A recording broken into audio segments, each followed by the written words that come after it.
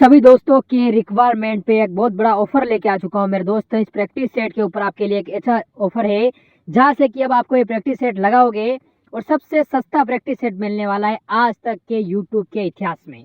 दोस्त, जो ऐसे जीडी के हमारे 15 प्रैक्टिस सेट की मैं सीरीज लेकर आया हूँ, उसके अंदर मैंने आपको कहा था मेरे भाई कि इन 15 प्रैक्टिस सेट जो आपके सामने हैं हमारे YouTube channel all exam class के ऊपर, जिससे आप कैसे प्राप्त कर सकते हो, तो ये व्हाट्सअप नंबर आपके सामने दिए हैं, इस पर मैसेज कीजिए। और ये प्रैक्टिस सेट जो आपको 300 रुपये मिलते हैं, उनकी मैंने प्राइस रखी थी गुण 50 रुपये। अब इनसे भी माइनस करके मेरे दोस्त मैंने कर दिया है 30 रुपये, मात्र 30 रुपये अंतिम दिनों में इस प्रैक्टिस सेट को आपको लगाने के लिए। गुण 50 से भी माइनस करके, क्योंकि बहुत सारे बच्चों का कमेंट आ रहा है सर हम इतना पैसा पे नहीं कर पा रहे हैं, पास पैसे नहीं है, तो उसके लिए मैंने मात्र 30 रुपये कर दिए हैं। और 15 प्रैक्टिस सेट मिल रहे हैं, यानी 2 रुपये में एक प्रैक्टिस सेट जरूर लगाना चाहिए अगर सिलेक्शन चाहिए, क्योंकि 70% कोर्स इस प्रैक्टिस सेट से ही मिलने वाला है आपको। तो देखते हैं कितने बच्चे लगाते हैं, बढ़ते हैं ट्यूशन की ओर मेरे भाई। यह जो क्लास होने वाली है आपके एसएससी जीडी के लिए क्लास होने वाली है, और यहाँ पे हम पूरा का पूरा जो एसएससी जीडी का पेपर है उसके बारे में डिस्कस करने वाले हैं। एग्जाम के पॉइंट ऑफ व्यू से पेपर आपके लिए बहुत ज्यादा इंपॉर्टेंट और बहुत ज्यादा जरूरी है। यहाँ पर अगर स्टार्टिंग के सेशन में बात करते हैं तो आपका हिंदी का सेशन रहेगा, उसके बाद आपका जीके जीएस का सेशन होगा, फिर लास्ट में आपका रीजनिंग, और बिल्कुल लास्ट में जाके आपका मैथ्स का सेशन हो जाएगा। तो जिन्होंने अभी तक क्लास को शेयर नहीं करा है, पहले तो जल्दी से अपनी क्लास को शेयर कर दीजिए। और याद रखिए कि पेपर ये आपका 2021 का पेपर हो जाता है, ठीक है। धीरे धीरे करके जो और भी आपके पेपर है उनको हम लोग क्लियर करते हुए चलेंगे, उनको सबको सॉल्व आउट करते हुए चलेंगे। तो सभी लोग यहाँ पे क्लास को ज्यादा से ज्यादा हो उसको शेयर करिएगा। और पहला क्वेश्चन आपके सामने यहाँ पर दे रखा है, बहुत ही अच्छा प्रश्न है। प्रश्न कुछ इस प्रकार से कि क्रोध करने वाली स्त्री को क्या बोला जाता है? कुल्टा बोला जाता है, ठीक है, या फिर आपका यहाँ पे महिषी बोला जाता है, या फिर आपका यहाँ पर इसको भामिनी बोला जाता है, या फिर आपका यहाँ पे इसको मानिनी बोला जाता है। ठीक है, चलिए जल्दी से बताइए। क्लास को सभी लोग एक बार से जरा जल्दी से शेयर कर दीजिए कि यहाँ पे जो आपका सही उत्तर होगा वो आपका क्या बनेगा।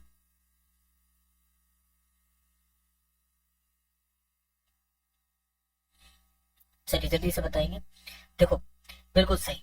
अगर हम लोग यहाँ पे बात करते हैं कि जो स्त्री बहुत ज्यादा क्रोध करने वाली होती है उसको आपका भामिनी बोला जाता है, ठीक है ना। क्या बोला जाता है? तो यहाँ पर याद रखेंगे कि उसको जो है सर यहाँ पर भामिनी बोलते हैं, ठीक है।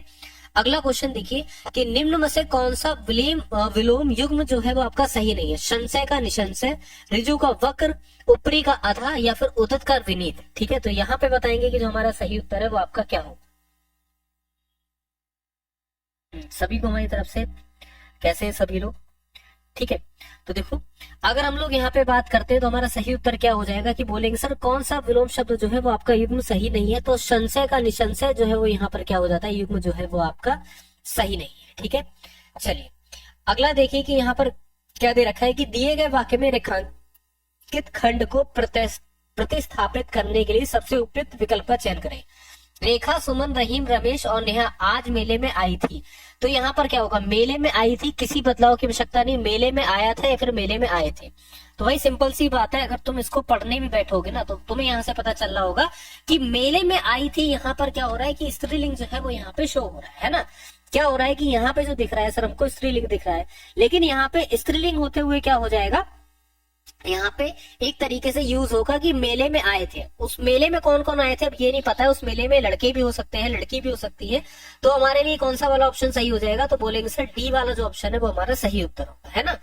अगला देखो कि मंत्री जी हमारे मुख्य अतिथि थे मंत्री जी हमारे। अब इसमें बताओ कौन से भाग में आपका त्रुटि जो है वो आपकी दे रखी है। ठीक है, चलिए जल्दी से बताइए किस भाग में आपकी त्रुटि है।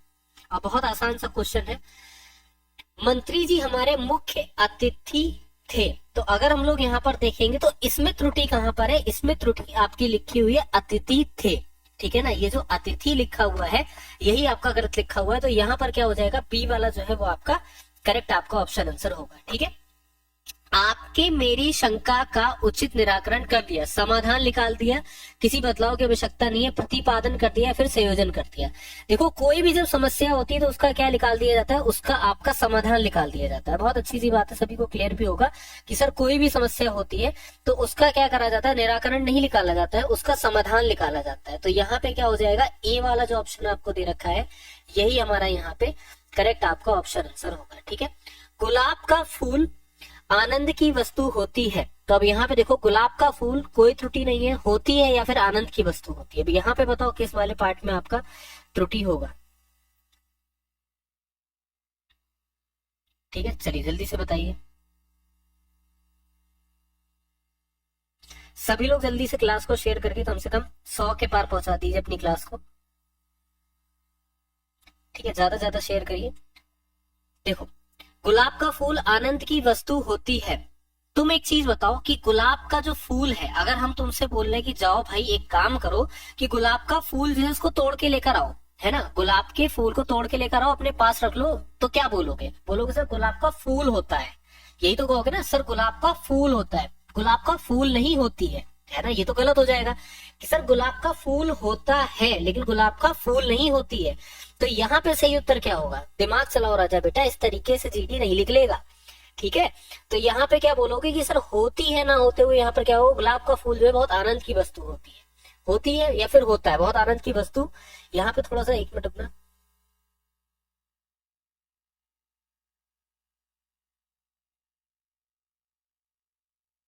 हाँ ठीक है, गुलाब का फूल जो होता है वो बहुत ही ज्यादा आनंद का, यहाँ पे 1 मिनट में मिस्टेक है कहीं पे।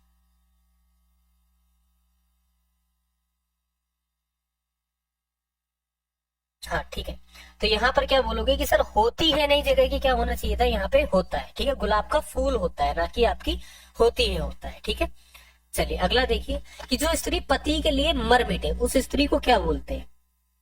कोई एक स्त्री है जो पति के लिए मर मिट जाती है, उसको क्या बोला जाता है? सीधी बात है, उसको क्या बोला जाता है? ठीक है ना, उसको पतिव्रता बोला जाता है। और जो पुरुष किसी स्त्री के लिए मर मिटता है, अपनी पत्नी के लिए मर मिटता है, तो उसको क्या बोला जाता है? उसको आपका पत्नीव्रता बोला जाता है। ठीक है, तो यहाँ पे क्या हो जाएगा? पतिव्रता हो जाएगा। ठीक है, चलो अगला देखो यहाँ पर क्या है। अगला क्वेश्चन है आपका, रिक्त स्थान आपको चयन करना है। मैं परीक्षा में पास होने का क्या करूंगा? प्रयत्न करूंगा, अभ्यास करूंगा, साहस करूंगा या फिर व्यवहार करूंगा? साहस किस चीज के लिए करा जाता है? साहस तो भाई उस चीज के लिए करा जाता है जब कोई भी मुश्किल कार्य करने के लिए जा रहे हैं, जहां पे लग रहा है कि हम हार जाएंगे। भाई अभी आपके दोस्त की लड़ाई होगी, आपको बोला कि भाई जाओ लड़का रहो, और आपको पता है सामने वाले जो भी सामने वाले लोग हैं बड़े मजबूत है, तो आप वहां पर क्या करोगे? साहस करोगे लड़ने का, है ना। परीक्षा में पास होने के लिए क्या करोगे बताओ? अच्छा, तो बोलोगे सर परीक्षा में पास होने के लिए हम लोग क्या करेंगे। अब कई लोगों का जवाब यहाँ पर आएगा कि हम लोग अभ्यास करेंगे। अभ्यास नहीं करेंगे। अभ्यास किसी चीज को करने के लिए, काम करने के लिए करा जाता है, उस काम में निपुण होने के लिए करा जाता है अभ्यास। लेकिन हम लोग यहाँ पे क्या करेंगे? हम अपनी तरफ से पूरा प्रयत्न करेंगे कि परीक्षा में हम क्या हो जाए? पास हो जाए, है ना। अभ्यास तो किसी चीज के, अभ्यास मैथ में करते हो, है ना। अभ्यास क्या करते हो? मैथ में करते हो कि उस चीज में हम बहुत ही अच्छे हो जाए। लेकिन यहाँ पे क्या करोगे? हम प्रयत्न करेंगे अपने पास से, है ना। तो क्या हो जाएगा? ऑप्शन ए हो जाएगा। अभ्यास क्या होता है कि हमारा कल मैच होने वाला है, आज हम अभ्यास कर रहे हैं कि हम कल मैच में जीते, ठीक है ना। तो ये दो अलग चीज है। अभ्यास किसी चीज में निपुण बनने के लिए या किसी चीज में आगे बढ़ने के लिए करा जाता है, लेकिन उसी के अगर आप इनडायरेक्टली देखोगे तो प्रयत्न करते रहने चाहिए। कहते नहीं, जीवन में प्रयत्न करते रहो, प्रयत्न करते रहोगे तो एक ना एक दिन आप सफल जरूर होगे, है ना। तो ये यहाँ पे आपका सही उत्तर हो जाएगा। समझ गए कि नहीं समझ गए? प्रयत्न का एक आपका पर्यायवाची भी हो सकता है कि यहाँ पे प्रयास करूंगा, है ना। मैं परीक्षा में पास होने के लिए क्या करूंगा? मैं प्रयास करूंगा।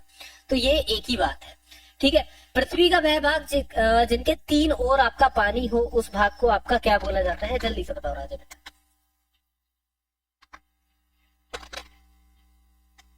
ठीक है, पृथ्वी का वह भाग जिसके तीनों ओर आपका पानी, उसको क्या बोलते हैं? तो उसको आपका प्रायद्वीप बोलते हैं, है ना। क्या हो जाएगा? उसको हमारा क्या बोला जाता है? उसको हमारा यहाँ पे प्रायद्वीप बोला जाता है, ठीक है। अगला क्वेश्चन देखो क्या है कि विनायक किसका पर्यायवाची है? विष्णु का, गणेश का, महेश का या फिर ब्रह्मा का? ठीक है, विनायक किसको बोलते हैं? गणेश जी को ही तो बोलते हैं। तो बस सीधी सी बात है, यहाँ पे बी वाला ऑप्शन आपका करेक्ट हो जाएगा, ठीक है। अगला देखो क्या है कि दिए गए शब्द को विलोम शब्द में चुनिए। विनाश, निर्माण, अभिशाप, शमशान, समास, ठीक है ना। तो विनाश का आपको विलोम शब्द चुनना है, क्या होगा? जल्दी से बताओ राजा बेटा कि विनाश का जो विलोम शब्द है वो आपका क्या हो जाएगा? तो बहुत आसान सा जवाब है। एक व्यक्ति क्या कर रहा है? विनाश कर रहा है, दूसरा व्यक्ति क्या कर रहा है? उस चीज का निर्माण कर रहा है ना। चलो अच्छा, एक चीज आप लोगों से पूछूंगा, आप लोगों में से ऐसे कितने बालक हैं जो एसएससी जीडी कह रहा हूं, जो आपका ग्रुप डी का फॉर्म को फिल करेंगे? कितने लोग हैं कि हाँ मतलब कि सर हम जो है फॉर्म को फिल करेंगे? और थोड़ी सी वॉचिंग को हाई बढ़ाओ। देखो वॉचिंग अगर ज्यादा लाओगे ना तो डेली क्लास आपकी लेंगे, डेली बेसिस पे, है ना। फिर ऐसा भी कर लेंगे कि मैराथन रख दिया करेंगे बड़ी से बड़ी, तो उसमें तुम्हारे लिए बेनिफिट रहेगा ही रहेगा, है ना।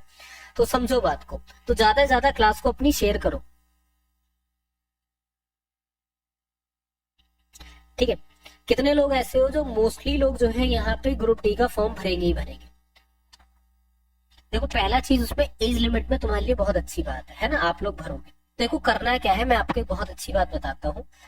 ग्रुप डी एक आपकी ऐसी वैकेंसी है, एक चीज को याद रखना, केंद्र सरकार की जो सैलरी होती है बहुत अच्छी सैलरी होती है। ग्रुप डी के काम को कोई ऐसा वैसा उल जलूल वाला काम मत समझना कि यार वो तो डी वैकेंसी में आ रहा है, उसको क्यों भरेंगे, हमारी तैयारी तो ए वैकेंसी की है। तो मालिक ए वैकेंसी के फॉर्म ही नहीं आते जल्दी, है ना। ए तक पहुंचने के लिए पहले बी को यहाँ पे टारगेट करो, ठीक है, बात को समझो। अगर ग्रुप डी का आप लोग फॉर्म भर रहे हैं तो हम आपको अभी भी एक सलाह देते हैं, हम आगे भी आपको सलाह देंगे। इसमें ऐसा नहीं है कि हम अपने लिए कुछ बेनिफिट निकाल रहे हैं, ठीक है ना। हम कुछ चीजें आपको बिल्कुल जीरो लेवल से आगे सिखाने की कोशिश करेंगे, बिल्कुल ही मध्यम लेवल से, बिल्कुल ही जीरो लेवल से, कि जहां से एक एक चीज आपको प्रिपेयर होती हुई चली जाए। बात को बड़े ध्यान से समझना है ना, सारे समीकरणों को समझो।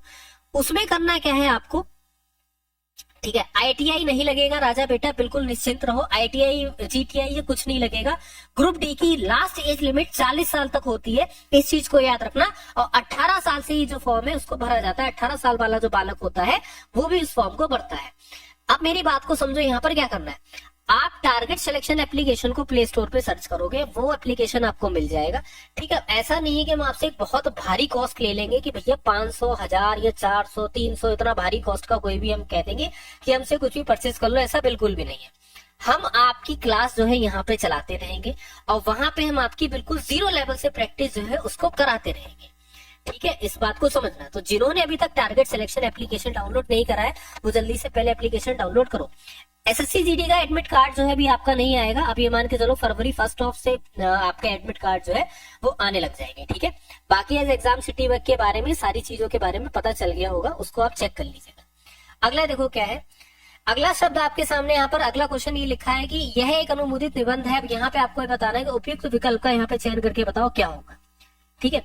लॉजिकल क्वेश्चन कोई भी आप पूछोगे उसका जवाब हमारे द्वारा बिल्कुल मिलेगा।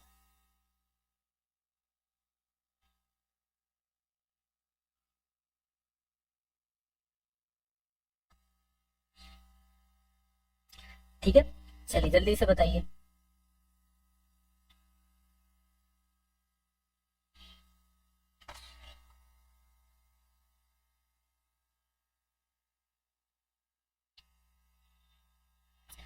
देखो अगर हम लोग यहाँ पे बताओ कि इसमें किसी भी तरीके का आपको बदलाव की आवश्यकता लग रही है, बी वाला अनुबंधित निबंध है। देखो भाई अगर हम लोग यहाँ पे बात करते तो इसमें कोई भी बदलाव की आवश्यकता है ही नहीं, ठीक है ना। अनुदित निबंध है मतलब ये एक आपका एक ऐसा निबंध है जो पर्याप्त है और किसी भी चीज के लिए आपका इतनी लाइनें जो है वो आपकी उचित है, ठीक है। तो यहाँ पर क्या हो जाएगा, किसी भी बदलाव की आवश्यकता आपकी है ही नहीं। हमें डैश देश का सम्मान करना चाहिए, हमारे, अपने, आपके और अपनी, ठीक है। हमें क्या करना चाहिए, सीधी सी बात है, हमें हमारे देश का क्या करना चाहिए, सम्मान करना चाहिए, ठीक है ना। चलिए, हवा से बातें करना, फिजूल की बातें करना, घमंडी होना, बहुत तेज दौड़ना या दिमाग खराब होना, ठीक है ना। कुछ लोग ऐसे होते हैं हवा में बातें करते हैं, क्या करते हैं, क्या उनके अंदर घमंड होता है, घमंडी है तभी वो हवा में बातें कर रहे हैं, ऐसा तो नहीं है। या बहुत तेज दौड़ रहे हैं तो हवा में बातें कर रहे हैं वो लोग, सर ऐसा भी नहीं है, उनका दिमाग ही खराब हो गया है, ऐसा नहीं है। फिजूल की बातें कर रहे हैं वो, उन बातों का कोई भी अर्थ नहीं है, ठीक है। चलो पतंगा का समानार्थी शब्द कौन सा है, चलिए जल्दी से बताइए। पतंगा जो है इसका समानार्थी शब्द आपको बताना है कि कौन सा हो जाएगा, सभी को पता होगा, ठीक है। क्लास को शेयर करो, कम से कम एटलीस्ट 100 तक वॉचिंग रखो। तो शलभ जो है वो यहाँ पे सही उत्तर होगा, ठीक है। घूस तय करना, इसको प्रकट करने वाला मुहावरा कौन सा है, दरबार बांधना, दरबार बंद होना, दरबार लगना या फिर दरबार होना, ठीक है। चलिए जल्दी से बताइए। तो यहाँ पे अगर हम लोग बात करते हैं तो दरबार बांधना जो है वो हमारा यहाँ पर क्या हो जाएगा, इसका सही उत्तर हो जाएगा, ठीक है। अगला क्वेश्चन देखिए क्या है कि सही वर्तनी वाले शब्द को चुनिए। इसका सही वर्तनी शब्द आप बताएंगे यहाँ पर क्या हो जाएगा। तो अगर हम लोग बात करते हैं तो विभीषिका जो है वो यहाँ पर क्या होगा, इसका सही शब्द हो जाएगा, ठीक है। अब चलो यहाँ पे बताओ कि कोई त्रुटि है कि नहीं है। इसलिए कहता हूं क्योंकि आप दुर्बल हैं, यहाँ पे बताना है कि कोई त्रुटि है या फिर आपकी कोई भी त्रुटि नहीं है, ठीक है।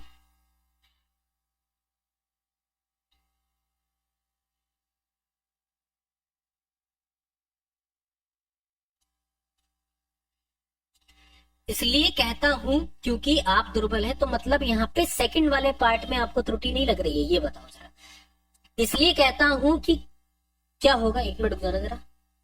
अच्छा ठीक है ठीक है ठीक है। इसलिए कहता हूं कि आप दुर्बल है, मतलब आपका क्या हो जाता है, यहाँ पे किसी भी पार्ट में आपकी कोई भी त्रुटि नहीं है, ठीक है ना। तो क्या हो जाएगा, बी वाला जो ऑप्शन है वो आपका यहाँ पे करेक्ट ऑप्शन आंसर होगा। ठीक है।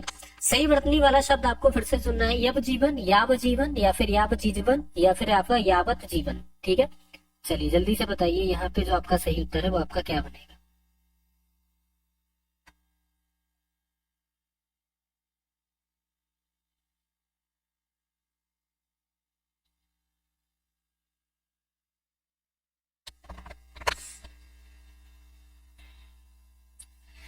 अच्छा एक और चीज आपको बता देते हैं, आपको एसएससी जीडी का सारा अगर कंटेंट चाहिए है तो डिस्क्रिप्शन में जो है वो आपको लिंक मिल जाएगा, उस लिंक पे आप क्लिक करोगे, सिर्फ 45 रुपए में आपको सारी चीज जो है पीडीएफ के रूप में मिल जाएगी। ठीक है ना, तो ये ज्यादा बड़ा अमाउंट नहीं है, आप उसको आगे शेयर भी कर सकते हो।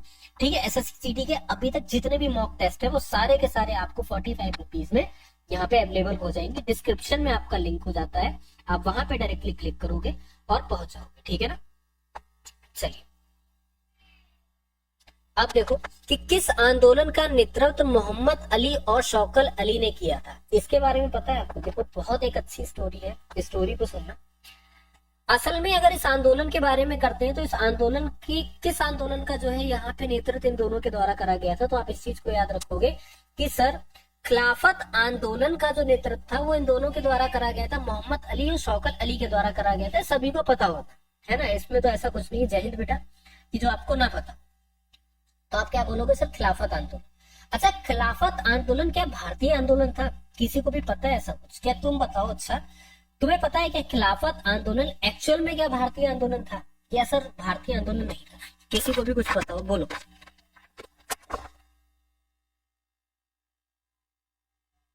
बताओ भाई क्या लगता है तुम्हें, कि ये भारतीय आंदोलन था। तो बेटा एक चीज को याद रखना, असल में ये भारतीय आंदोलन था ही नहीं। ठीक है ना, इसको भारतीय आंदोलन आगे जाके बना दिया गया, इसको असहयोग आंदोलन में जोड़ दिया गया गांधी जी के द्वारा, तब इसको भारतीय आंदोलन बना दिया गया, लेकिन ये भारतीय आंदोलन नहीं था। ये तरीके से अगर बात करते हैं तो एक इस्लामिक आंदोलन था, जो कि यहाँ पे तुर्किश में बैठे खलीफाओं के लिए आंदोलन जो है वो आपका स्टार्ट करा गया था, क्योंकि वहां पे बैठे खलीफा पे अंग्रेज अपना क्या करना चाहते थे, वर्चस्व करना चाहते थे, इसीलिए भारत में इस आंदोलन को स्टार्ट करा गया। अब गांधी जी ने यहाँ पर इस आंदोलन को क्या कर दिया था, इस आंदोलन को असहयोग आंदोलन में मिला दिया था। उसका रीजन ये था कि गांधी जी भी यही चाहते थे कि कहीं ना कहीं चीजें जो है वो एकता से हमारी चलती रहे। ठीक है, तो इस चीज को याद रखना, खिलाफत आंदोलन तुर्किश में बैठे खलीफा के लिए होने वाला इस्लामिक आंदोलन था। क्लियर सभी, ये बताइए एक बार कमेंट कर दिया करो। ठीक है, जय श्री राम बेटा, जय हिंद। कमेंट कर दिया करो कि हाँ सर क्लियर हो गया है। ठीक है ना, अगला सभी दोस्तों के रिक्वायरमेंट पे एक बहुत बड़ा ऑफर लेके आ चुका हूँ मेरे दोस्त। इस प्रैक्टिस सेट के ऊपर आपके लिए एक अच्छा ऑफर है, जहाँ से कि अब आपको ये प्रैक्टिस सेट लगाओगे और सबसे सस्ता प्रैक्टिस सेट मिलने वाला है आज तक के यूट्यूब के इतिहास में। दोस्त जो ऐसे जीडी के हमारे 15 प्रैक्टिस सेट की मैं सीरीज लेकर आया हूँ, उसके अंदर मैंने आपको कहा था मेरे भाई कि इन 15 प्रैक्टिस सेट जो आपके सामने हैं हमारे YouTube channel all exam class के ऊपर, जिससे आप कैसे प्राप्त कर सकते हो, तो ये व्हाट्सअप नंबर आपके सामने दिया है, इस पर मैसेज कीजिए। और ये प्रैक्टिस सेट जो आपको 300 रुपए मिलते हैं, उनकी मैंने प्राइस रखी थी गुण 50 रुपए। अब इनसे भी माइनस करके मेरे दोस्त मैंने कर दिया है 30 रुपए, मात्र 30 रुपए अंतिम दिनों में इस प्रैक्टिस सेट को आपको लगाने के लिए। गुण 50 से भी माइनस करके, क्योंकि बहुत सारे बच्चों का कमेंट आ रहा है सर हम इतना पैसा पे नहीं कर पा रहे हैं, पास पैसे नहीं है, तो उसके लिए मैंने मात्र 30 रुपए कर दिए हैं। और 15 प्रैक्टिस सेट मिल रहे हैं, यानी 2 रुपए में एक प्रैक्टिस सेट जरूर लगाना चाहिए अगर सिलेक्शन चाहिए, क्योंकि 70% कोर्स से इस प्रैक्टिस सेट से ही मिलने वाला है आपको। तो देखते हैं कितने बच्चे लगाते हैं, बढ़ते हैं क्वेश्चन की ओर मेरे भाई। तो क्या है कि ब्रिटिश सरकार के द्वारा भेजे गए साइमन कमीशन का बहिष्कार किया गया, क्योंकि इसने रियासतों को विशेष अधिकार दिए। कमीशन ने भारत की वित्तीय स्वतंत्रता को अंकुश लगाया। सदस्यों के बीच मतभेद, ये कमीशन में कोई भी भारतीय सदस्य नहीं था। ठीक है, चलिए जल्दी से बताइए कि यहाँ पे जो सही उत्तर है वो हमारा क्या होगा।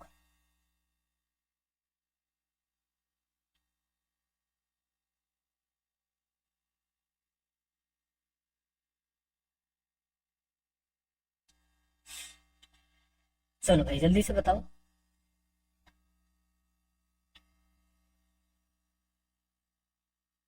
और क्लास को जरा सभी लोग एक बार से शेयर करते रहिए, ऐसा नहीं, क्लास को ज्यादा से ज्यादा शेयर करिए आप लोग सभी लोग, ठीक है। चलिए देखो, एक चीज को बड़े ध्यान से समझना, असल में क्या था कि कमीशन में कोई भी यहाँ पे साइमन कमीशन यहाँ पे सबसे बड़े विरोध के रूप में आगे आता है, क्योंकि साइमन कमीशन में यहाँ पे कोई भी भारतीय को जोड़ा ही नहीं गया था, ठीक है। तो यहाँ पर क्या हो जाएगा, डी वाला ऑप्शन आपका करेक्ट होगा। अब देखो, गांधी इरविन समझौता भारत में निम्नलिखित में से किस आंदोलन से संबंधित, सविनय अवज्ञा, भारत छोड़ो, रॉलेट या फिर आपका असहयोग आंदोलन, ठीक है। गांधी इरविन समझौता बहुत ज्यादा फेमस आपका है, ठीक है, इसको सभी को पता भी होगा। तो अगर यहाँ पे बताएंगे कि जो हमारा सही उत्तर है वो यहाँ पर क्या हो जाएगा, तो याद रखिएगा कि गांधी इरविन जो समझौता था वो आपका सविनय अवज्ञा आंदोलन से रिलेटेड था, ठीक है। भारतीय राष्ट्रीय कांग्रेस का लाहौर सत्र किस कारण महत्वपूर्ण है, इसने पूर्ण स्वराज की मांग का प्रस्ताव पारित किया, इसने प्रांतीय चुनाव को बहिष्कार का प्रस्ताव पारित किया, इसने रॉलेट सत्याग्रह शुरू करने का प्रस्ताव पारित किया, इसने भारत के नागरिक सेवा आयोजित करने का प्रस्ताव पारित किया। तो यहां पर बताएंगे कि जो हमारा सही उत्तर है वो आपका क्या हो जाए, ठीक है। अच्छा, एक काम करो, इतने लोग देख रहे हो, 100 से प्लस लोग देख रहे हो, जरा क्लास को शेयर करके 105 लोगों तक पहुंचा दो। 3 लोग बढ़ाने हैं, इतना तो आप लोग कर ही सकते हो एटलीस्ट, कि 3 लोग को तो आप जोड़ ही सकते हो, ठीक है ना। 105 तक तो क्लास को अपनी पहुंचाओ, है ना। चलो जल्दी से बताओ कि यहाँ पे सही उत्तर आपका क्या हो जाएगा। तो राजा बेटा, इसने पूर्ण स्वराज मांग का प्रस्ताव पारित किया। देखो, एक आज मैं हिस्ट्री की आपको जीएस की बहुत अच्छी खासियत बताता हूँ, जीडी की बहुत अच्छी खासियत है। पता क्या खासियत है?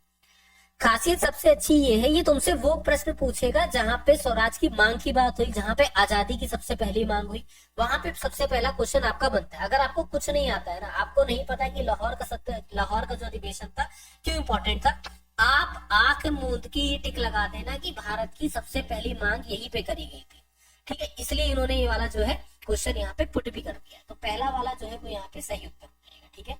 अगला देखो, दिसंबर 1929 में के दौरान कांग्रेस के सत्र में 26 जनवरी को पूर्ण स्वराज के दिन के रूप में तय किया गया था, जिसे बाद में संविधान अपनाने की तारीख रूप में निर्धारित कर दिया गया था। कहाँ? बंबई में, भोपाल में, लाहौर में या फिर आपका कलकत्ता में, ठीक है। चलिए जल्दी से बताइए।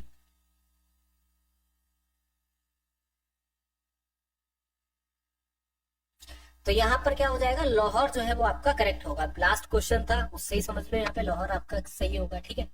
भारतीय राष्ट्रीय कांग्रेस के लाहौर अधिवेशन ने किस वर्ष में 26 जनवरी को स्वतंत्रता दिवस के रूप में मनाने की घोषणा करी थी?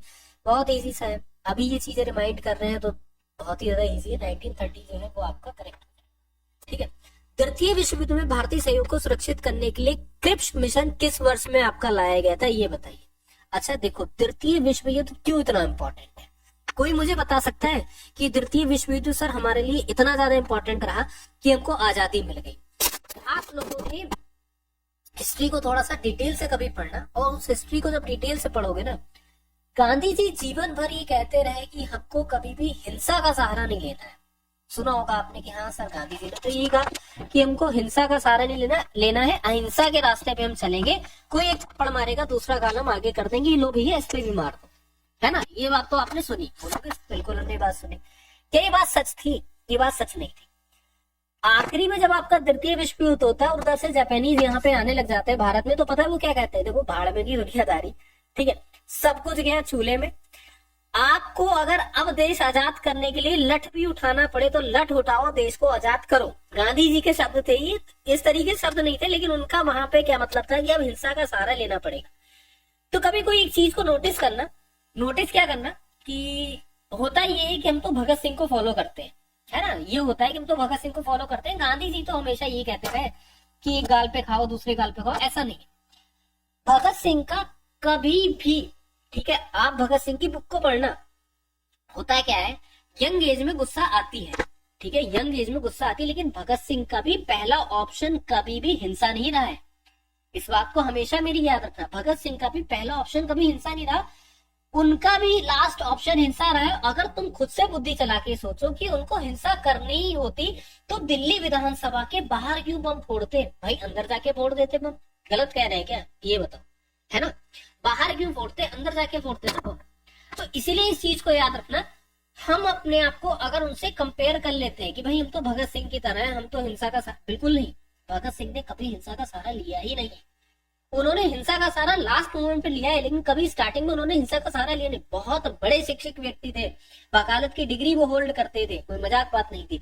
तो कभी भी उन्होंने हिंसा का सहारा पहले नहीं लिया। ठीक है, अगला देखो, नमक सत्याग्रह आंदोलन के लिए महात्मा गांधी लगभग कितनी दूरी तय करें? 350 मील, 400 मील, 241 मील या फिर 123 मील? ठीक है, चलिए जल्दी से बताइए। नमक सत्याग्रह सभी को पता है ना, या इसके बारे में बताना पड़ेगा? कहीं पर भी कुछ फंस जाना तो पूछ लेना कि सर थोड़ा सा इसके बारे में डिटेल से बता।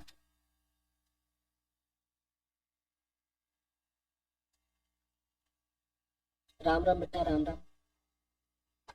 ठीक है, तो 241 मील जो है वो यहाँ पे सही उत्तर होगा। निम्नलिखित में से कौन सा नेपाल की सबसे लंबी नदी है? राप्ती, महाकाली, नारायणी या फिर कर्णाली? चलिए जल्दी से बताइए। कहीं पर भी फंसना, कहीं पर भी कोई क्वेरी हो तो बोल देना कि सर ये वाला क्वेश्चन जो है इसको थोड़ा सा डिटेल से बता दो, तो मैं आपको थोड़ा सा डिटेल से बता दूंगा, आपको चीजें जो है अच्छे तरीके से रिमाइंड हो जाएंगी, है ना। तो ये मत सोचना कि पूछेंगे नहीं और सर बताएंगे नहीं। अरे आप पूछोगे हम बताएंगे भी, आप पूछो तो सही। ठीक है, यहाँ पे बताओ जल्दी से राजा बेटा कि हमारा सही उत्तर है वो हमारा क्या होगा?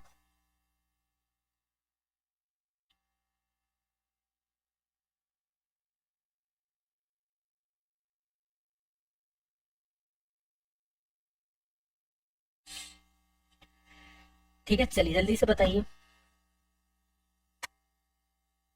वेरी गुड, कुछ जवाब A B C, A B C, अरे एक जवाब दिया करो भैया।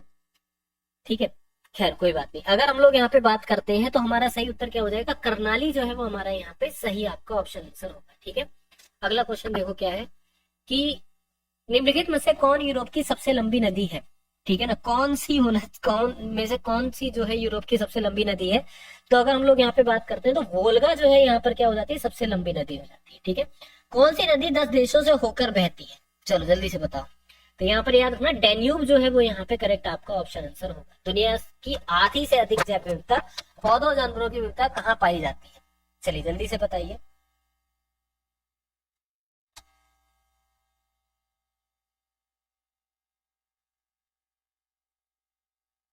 बेटा 23 का तो बहुत पीछे छूट गया है, बहुत ज्यादा। मतलब अभी जो चल रहा है क्वेश्चन उससे रिलेटेड पूछा करो, ठीक है ना। उष्ण कटिबंधीय वर्षावन जो है वो हमारे करेक्ट ऑप्शन आंसर हो जाएंगे। ठीक है, देखो अब क्यों ये होंगे, एक बुद्धि यहाँ पे चलाना। ठीक है, यहाँ क्वेश्चन पढ़ो क्या लिखा, दुनिया की आधी से अधिक जैव विविधता, पौधों जानवरों की विविधता कहाँ पाई जाती है? एक बात मुझको ये बताओ, क्या कटीले वन में जानवर रह पाएंगे, सरवाइव कर पाएंगे? अपने आप से बताना, सेंस वाली बात। ठीक है, क्वेश्चन हम कह रहे हैं तुम्हें नहीं आता है, तुम ऐसे कहो तुम्हें नहीं पता है, लेकिन अपनी बुद्धि का इस्तेमाल करके बताना, क्या ऐसी जगह पे जानवर सर्वाइवल कर पाएंगे जहां पे सभी के सभी कटीले वन हो? बोलोगे सर नहीं कर पाएंगे।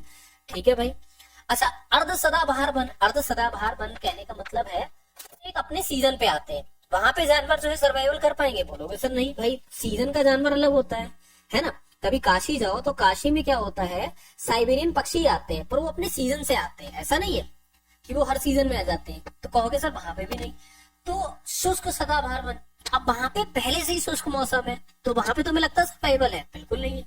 तो उष्ण कटिबंधीय वर्षा वन में यहाँ पे सर्वाइवल होता है। एग्जाम्पल के तौर पे बेटा ये समझो, बंगाल टाइगर के बारे में सभी को पता होगा? बोलेंगे सर बिल्कुल पता है। तो बंगाल में क्या होता है कि उधर के एरिया में जो है उष्ण कटिबंधीय वर्षा वन पाए जाते हैं, तो वहां पे भी क्या है, वहां पर क्या है कि वहां पे टाइगर मिलता है। इससे दिमाग का सेंस ये लगा लो कि हाँ, उष्ण कटिबंधीय वर्षा वन ऐसे क्षेत्र होते हैं जहां पे नॉर्मल वर्षा होती है। कहने का मतलब ये नहीं कि वहां बाढ़ आ जाती है, ऐसा नहीं है। ठीक है, नॉर्मल वर्षा होती है तो वहां पे जो है हर तरीके के जानवर और पौधे जो है वहां पे पाए जाते हैं। ठीक है, भारत एक खोज द डिस्कवरी ऑफ इंडिया पुस्तक के लेखक यहाँ पे बताना है कौन है? एसएससी जीडी लवर कौन कौन है? अरे राजा बेटा लवर मत बनो, ठीक है लवर बनने से कुछ नहीं रखा है, पढ़ाई करो। ठीक है, लवर अवर कुछ नहीं होता है। ठीक है, तुम जिसके लवर बनोगे वो किसी और का लवर होगा, तो इसलिए तुम अगर यहाँ पे लवर बनने हो ना तो हो सकता है कि एसएससी जीडी तुम्हारी सीट लेने की बजाय किसी और को अपना लवर बना बैठे। ठीक है, तो ये वाले बिल्कुल भी जोक सपाट मत करा करो। ठीक है, तो अब बताओ यहाँ पे जो हमारा सही उत्तर है क्या होगा?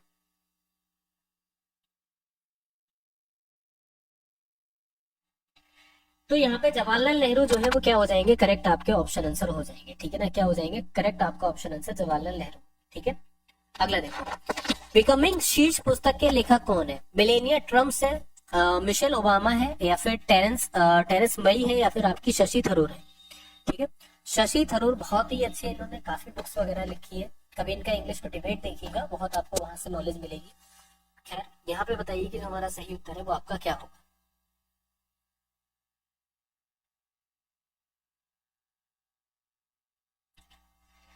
तो याद रखिएगा मिशेल ओबामा यहाँ पर क्या होगा, करेक्ट आपका ऑप्शन आंसर हो जाएगा। आ जाएगा बेटा एडमिट कार्ड, आराम करो, आ जाएगा एडमिट कार्ड, आएगा सबका है। सर आप क्लास कहाँ से? बेटा घर से, घर से बेटा घर से। किस पूर्व प्रधानमंत्री ने चेंजिंग इंडिया पुस्तक लिखी थी बताओ? राजीव गांधी, पीवी नरसिम्हा राव, अटल बिहारी वाजपेयी, या फिर आपके Manmohan Singh.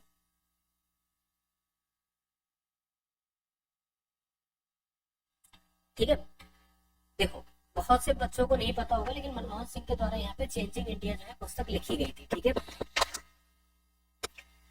India's export traders एवं पासपेक्ट्स फॉर सेल्फ स्टैंड्स ग्रोथ पुस्तक के लेखक आपको बताना कौन है? नॉर्मल सी बात है, नहीं बता पाओगे।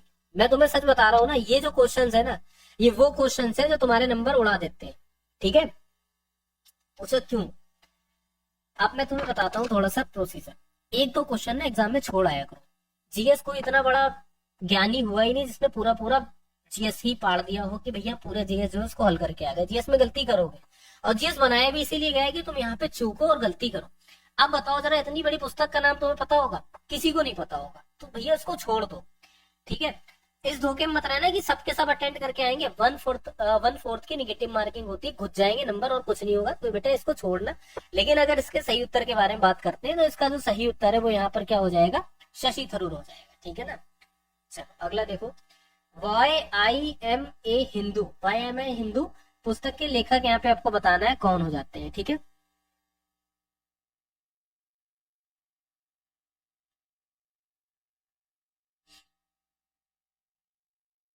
तो शशि थरूर यहाँ पर हो जाते हैं। ठीक है ना, चलिए, शीर्षक द लीजेंड ऑफ लक्ष्मी प्रसाद पुस्तक निम्नलिखित में से किसके द्वारा यहाँ पे लिखी गई थी? तो ट्विंकल खन्ना के द्वारा यहाँ पर ये लिखी जाती है। ठीक है ना, वही ट्विंकल खन्ना है। ठीक है, फिल्मों वाली। चलो, निम्नलिखित में से कौन से देश में दुनिया की सबसे बड़ा कृषि भूमि क्षेत्र है? रूस है, चीन है, अमेरिका, या फिर भारत है? चलिए जल्दी से बताइए, क्लास को जरा सभी लोग शेयर करते रहिए। सबसे बड़ा कृषि भूमि का जो क्षेत्र है ना वो यहाँ पे अमेरिका हो जाता है। ठीक है, क्लियर सभी को? अगला देखो कि मालगुडी डेज, अरे बहुत अच्छा है, मालगुडी डेज इसका जो यहाँ पे लेखक है कौन था? विजय कृष्ण आचार्य, रजत अरोरा, या फिर मृणाल झा, या फिर आपके आर के नारायण। मालगुडी डेज कभी देखा है? देखना यार, बहुत अच्छा वो आता है, दूरदर्शन पे पहले आता था। ठीक है, अब तो अभी तो नहीं यहाँ पे आपको मिलेगा, लेकिन पहले के समय पर दूरदर्शन पे आता था, बहुत अच्छा। अभी भी अगर आप सर्च करोगे ना, ठीक है, तो आपको मिल जाएगा। बहुत अच्छी मतलब वेब सीरीज नहीं कह सकते, नाटक है। ठीक है ना, तो यहाँ पे बताइए किसके द्वारा ये जो है वो आपका लिखा गया था? मालगुडी डेज के बारे में पूछा जा रहा है, तो आर के नारायण के द्वारा यहाँ पर लिखा गया। ठीक है, क्लियर सभी को? जल्दी से बताओ, क्लियर हो गया ना? अब हम लोग बढ़ते हैं यहाँ पे रीजनिंग की तरफ। रीजनिंग का पहला क्वेश्चन आपके सामने है, और क्वेश्चन आपको दे रखा है 36, 37, 46, 71 क्वेश्चन मार्क और 201। तो क्वेश्चन मार्क के प्लेस पे आपको बताना है कि जो हमारा सही उत्तर होगा वो यहाँ पर क्या होगा। ठीक है, चलिए जल्दी से बताइए।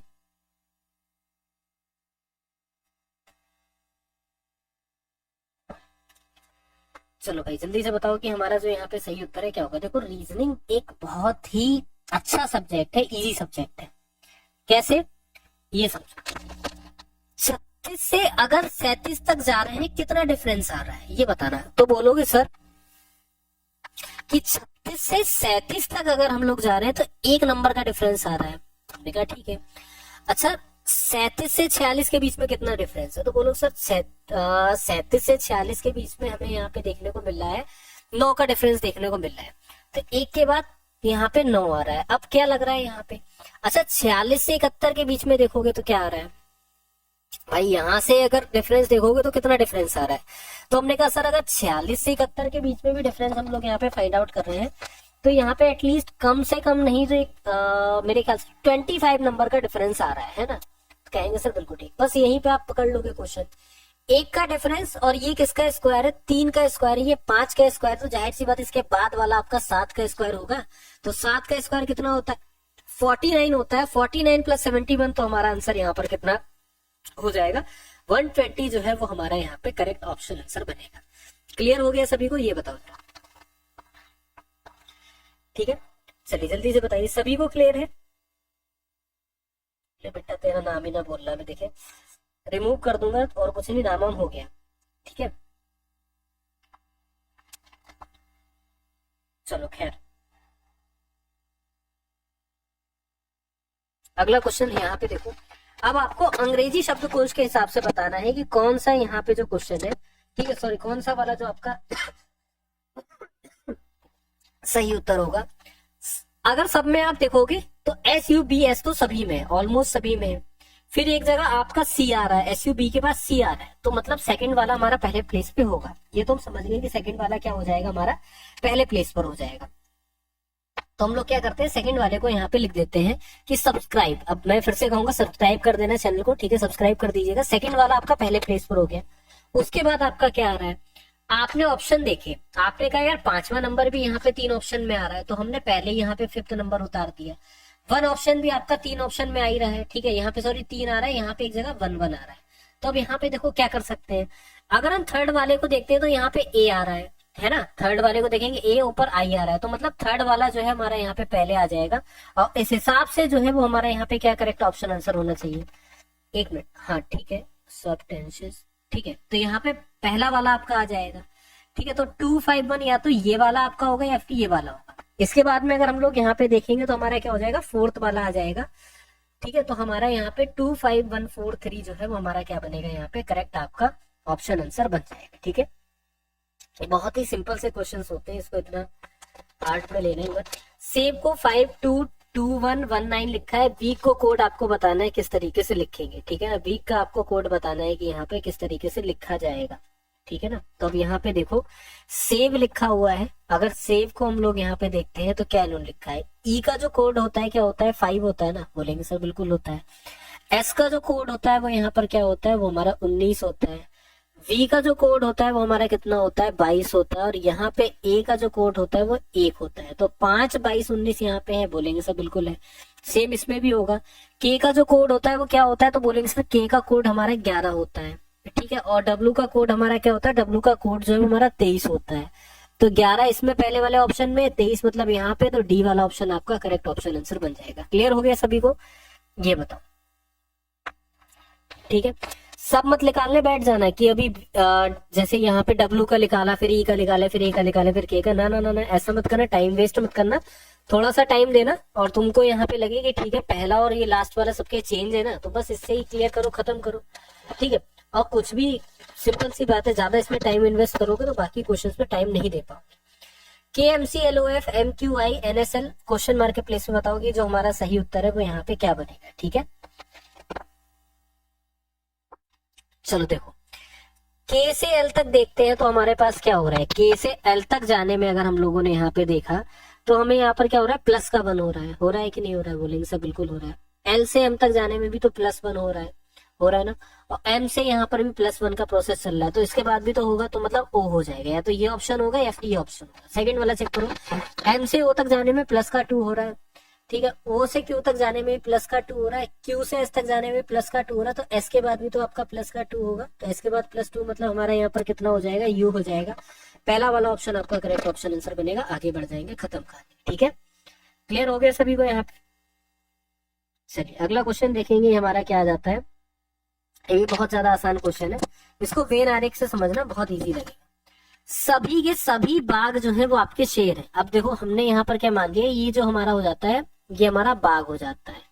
ठीक है, हमने यहाँ पर लिख दिया सभी के सभी बाग है, ये सभी के सभी बाग आपके इसमें क्या है, तो बोलेंगे सर ये सभी के सभी बाग जो है हमारे शेर है, और सभी शेर जो है वो आपके जानवर है। ये सभी के सभी क्या हो जाते हैं, जानवर हो जाते हैं। ठीक है, एक बिल्कुल फैक्ट वाली बात लिखी है, भूल जलूल कोई बात ही नहीं है। क्या सभी बाघ आपके जानवर है, बोलेंगे सर बिल्कुल सही बात है। क्या कोई भी बाघ आपका पक्षी नहीं है, तो ये भी आपका क्या हो जाएगा, गलत हो जाएगा। ठीक है, क्योंकि कोई भी बाघ जो है पक्षी नहीं है, कोई भी बाघ आपका यहाँ पे क्या है, सभी के सभी बाघ आपके जानवर है और यहाँ पे शेर है। तो यहाँ पे करेक्ट हमारा ऑप्शन आंसर क्या बनेगा, तो बोलेंगे पहला वाला निष्कर्ष पूरा तरीके से यहाँ पे स्थापित बैठ रहा है कि सभी बाघ जो है जानवर है। बाघ पक्षी नहीं है, पक्षी का तो यहाँ पे कहीं नाम ही नहीं आया है। जब नाम नहीं आया तो मतलब ही नहीं बनता है, सीधी सी बात है ना। जब नाम ही नहीं आया तो मतलब भी तो नहीं बनता है। तो केवल आपका निष्कर्ष एक जो है वो आपका अनुसरण करता है, बात खत्म। ठीक है, अगला देखो, कुर्सी का जो संबंध लकड़ी से है, कंबल का भी संबंध बताओ किससे होगा। भाई जाहिर सी बात है, कुर्सी किससे बनती है, लकड़ी से बनती है ना। कंबल किससे बनता है, कंबल आपका ऊन से बनता है, बात खत्म। ठीक है, अगला देखो, ये रहने दो, इसके बाद वाला देखो, EFJ FG के और GHL HIM क्वेश्चन मार्क के प्लेस में बताओ कि हमारा जो सही उत्तर है वो हमारा क्या बनेगा। ठीक है,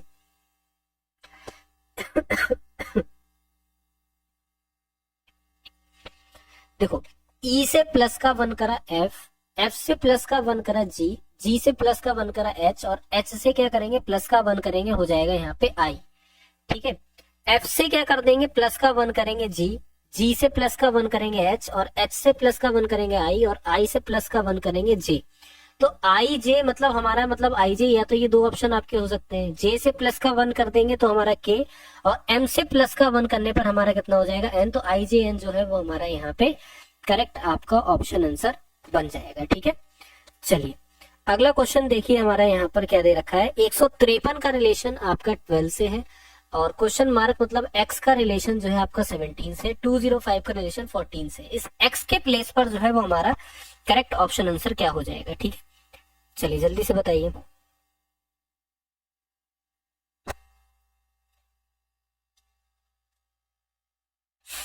देखो, बहुत भयानक क्वेश्चन। मैंने तुमसे एक चीज हमेशा बताई है कि कोई ना कोई आपके ऐसे क्वेश्चन जरूर देंगे जिससे आपका दिमाग जो है काम करना बंद कर दे। वो क्वेश्चन आपके सामने है, सोच के देखना। सीजीएल लेवल का क्वेश्चन यहाँ देने का क्या मतलब, कॉमन सेंस वाली बात है कि सीजीएल लेवल का क्वेश्चन यहाँ पे देखिए क्या है, कोई मतलब नहीं है, लेकिन फिर भी लगाना तो है जब एग्जाम में आया है। अब बुद्धि मारो कि यहाँ पे क्या प्रोसेस लग रहा हो, मारो बुद्धि मारो कि सर ये प्रोसेस लग रहा होगा या फिर ये प्रोसेस लग रहा होगा, नहीं पहचान पाओगे यार। अगर तुम वास्तव में जीडी की तैयारी कर रहे हो ना, बहुत मुश्किल है क्वेश्चन आपके लिए। अब बताता हूँ कैसे मुश्किल है। एक बात मुझे सिंपल सी जरा ये बताओ कि यहाँ पे आप क्या ही मेजर करोगे, कुछ नहीं मेजर करोगे। अब तुक्के मारो तो आंसर आ ही जाए, तुक्के मारो तब तो आंसर आ ही जाएंगे कि सर ये हो जाएगा, वो हो जाएगा, वो हो जाएगा, ये हो जाएगा। लेकिन एक्चुअल आंसर इसका जो बड़ा खतरनाक तरीके से, कैसे खतरनाक तरीके से, 153 और 12 के बीच में क्या ऐसा है जो तुम्हें रिलेशन दिख रहा है। यार 12 का अगर हम स्क्वायर करते हैं, स्क्वायर को 153 से घटा दे तो 9 का डिफरेंस आ रहा है पहला। ठीक है ना, 205 और 14, इसको भी 14 का स्क्वायर करके यहाँ पे देखेंगे तो कितना आ रहा है, 9 का डिफरेंस आ रहा है ना। ठीक है, डिफरेंस की बात हो रही है। अब 298 17 का स्क्वायर कर देंगे, 298 के बीच डिफरेंस देखेंगे, 9 का डिफरेंस आ जाएगा। इस हिसाब से ऑप्शन नंबर ए आपका करेक्ट हो जाएगा। और लेकिन अगर ना लगे ना तो स्किप कर देना, दिमाग मतलब इसमें खपा देना। सब पेपर करने के बाद इसमें दिमाग लगाना, समझो बात को। पेपर करने के बाद एग्जाम में सब क्वेश्चन को सॉल्व करना कोई अच्छी चीज नहीं है कि भैया सारे क्वेश्चन सॉल्व करके आए भले ही गलत करके आए, ये है बेकार। ठीक है, तो इसलिए बात को बड़े ध्यान से समझो। तरीके वो अप्रोच टेबल लगाओ जो आपकी मतलब आपको लग रहा है क्वेश्चन मुश्किल है तो इसको लास्ट में लगाओ, खत्म करो बात। ठीक है, इतनी सी बात समझो। 4 अक्षर का समूह दिया है, 3 आपके एक तरीके से सेम है और एक जो है वो आपका डिफरेंट है। डिफरेंट वाला बता दो आपका कौन सा है, बहुत अच्छी सी बात है। ठीक है, और डिफरेंट वाला जल्दी से बता दो कि आपका कौन सा हो जाता है।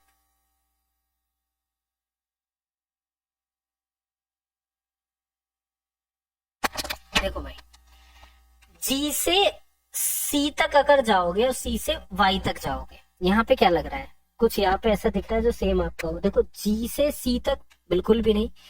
अगर आप सी से जी तक जाओगे तो आपको +4 करोगे और सी से -4 करोगे ना।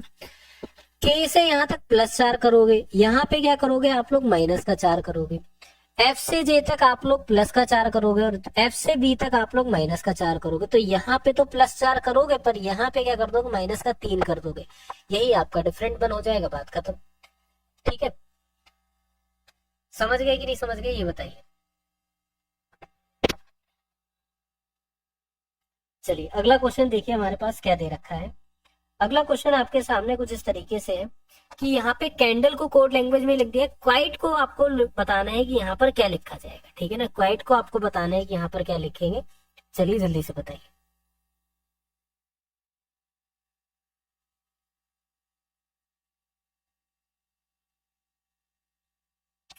चलो भाई जल्दी से बताओ।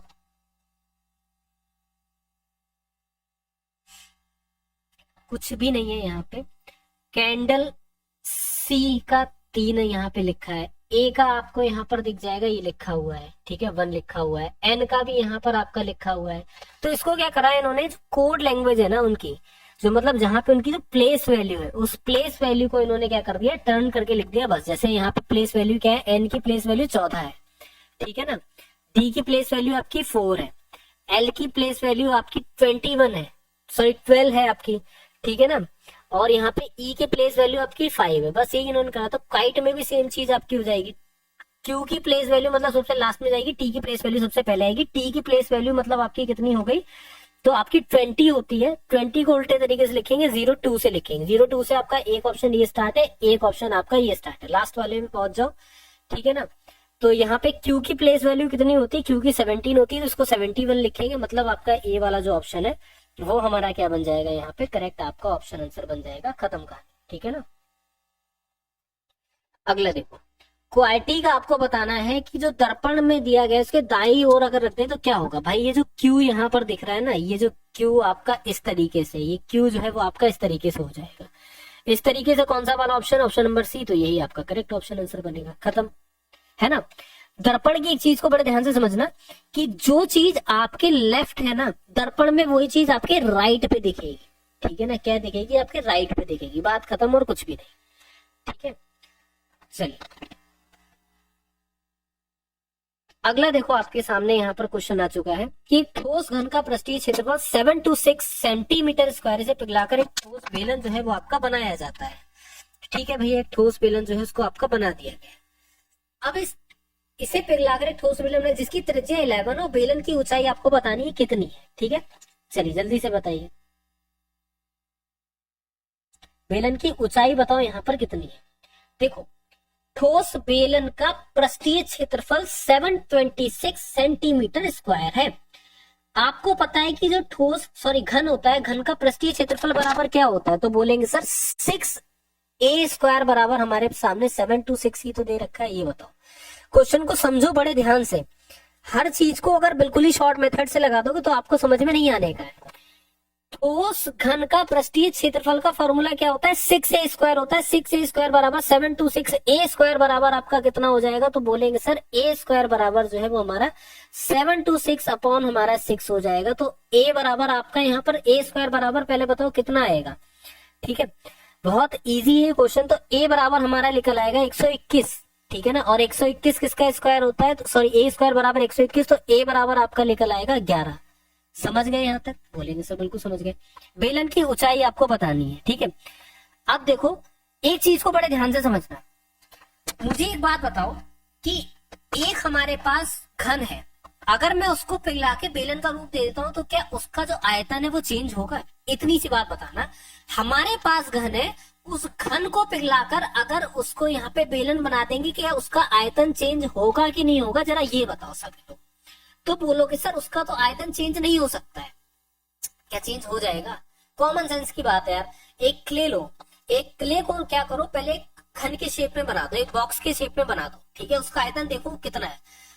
अब वही क्ले को यहाँ पे एक बेलन में चेंज कर दो, क्या उसका कहीं पर भी कोई आयतन चेंज हुआ, बोलो सर नहीं चेंज होगा। तो घन का आयतन बराबर क्या होगा, बेलन का आयतन। बात को समझना, घन का आयतन बराबर क्या हो जाएगा, बेलन का आयतन हो जाएगा। तो a³ बराबर आपका क्या होगा, बेलन का आयतन πr² h बराबर हो जाएगा। तो a हमारे पास कितना है 11, तो 11 इंटू 11 इंटू आपका 11 बराबर हमारे पास कितना हो जाएगा, πr² h, मतलब पाई हमारा 22/7 दे रखा है, तो 22/7 r हमें यहाँ पे पता है कितना है, हमारा 11 है, और h हमको यहाँ पे निकालना है। तो हमारे पास कितना बच जाएगा, h बराबर 7/2 बच जाएगा। बचेगा कि नहीं बचेगा भाई, 11 से यहाँ पे कट हो जाएगा, 2 बार में जाएगा, तो h बराबर 7/2, तो h बराबर 3.5 जो है वो हमारा यहाँ पर क्या बनेगा, इसका करेक्ट ऑप्शन आंसर हो जाएगा। ठीक है, समझ गए कि नहीं समझ गए, जरा ये बताओ। मैथ आ गया तो वॉचिंग गिरेगी। ये चीज तो मुझे पता है कि मैथ के आने के बाद ऐसे लगता है कि भागो भागो भागो जान बचाओ। ठीक है, ऐसा कुछ नहीं है राजा बेटा, मैथ है कोई हुआ नहीं है, मैथ को भी लगाओगे ना तो वो लग जाएगी। इतना कोई भयानक चीज नहीं होती है मैथ की, मैथ लग ही नहीं पाएगी, हम सब तो कर ही नहीं पाएंगे। चलो, यदि किसी राशि पर समान ब्याज की दर 4 वर्ष में 6 वर्ष में प्राप्त होने वाली साधारण ब्याजों का अनुपात क्या होगा। ठीक है, चलो एक काम करो, ये वाला, एक वस्तु को उसके अंकित मूल्य से 75% मूल्य पर बेचा गया और इससे 25% लाभ, या फिर रहने दो पहले यही लगाओ। ठीक है ना, टाइम देखो बेसिक नहीं क्लियर है। अगर आपको ये मैथ नहीं समझ में आ रही है तो इसका मतलब आपका बेसिक जो है वो क्लियर ही नहीं है। ठीक है, इस चीज को समझो, बेसिक पहले क्लियर करो। और अब तो खोपड़ी पे आ चुका है एग्जाम, अब तो बेसिक क्लियर होने सर, आप समझो। एक राशि पर समान ब्याज दर से 4 वर्ष में, तो अगर 4 वर्ष में यहाँ पर क्या हो रहा है, 4 वर्ष और 6 वर्ष में प्राप्त होने वाले साधारण ब्याजों का अनुपात आपको बताना है क्या होगा। एक बात को समझो कि 4 वर्ष मतलब हमको यहाँ पर भी टी दे रखा है, यहाँ पर भी टी दे रखा है, तो मतलब हमारे पास जो टाइम है T1 हमारे पास 4 है, T2 हमारे पास यहाँ पर कितना दे रखा है, 6 दे रखा है।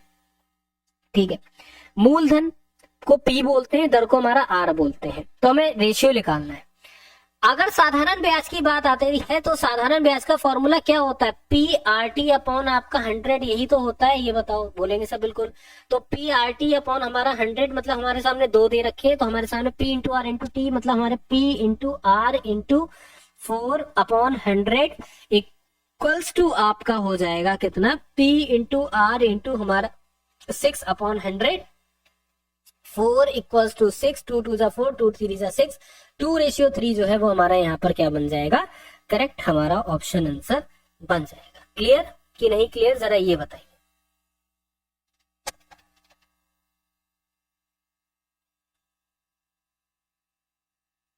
चलो जल्दी से बताओ, क्लियर हो गया।